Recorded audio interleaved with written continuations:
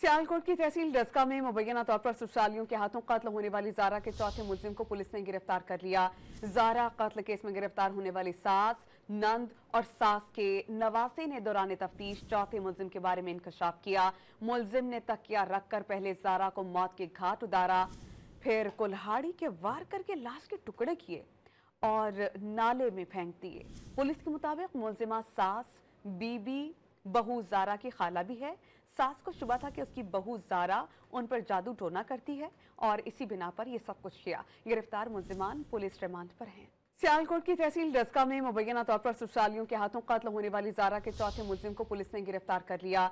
Zara कत्ल case में गिरफ्तार होने वाली सास, नंद और सास के नवासे ने दौरान तफ्तीश चौथे मुलजिम के बारे में इंकशाफ किया। मुलजिम ने तकिया रखकर पहले जारा को मौत के घाट उतारा, फिर कुल्हाड़ी के वार करके लाश के टुकड़े किए और नाले में फेंक दिए।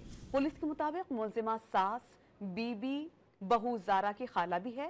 सास को शुबा था कि उसकी बहू जारा उन पर जादू टोना करती है और इसी बिना पर यह सब कुछ किया। गिरफ्तार मुलजिमान पुलिस रिमांड पर हैं।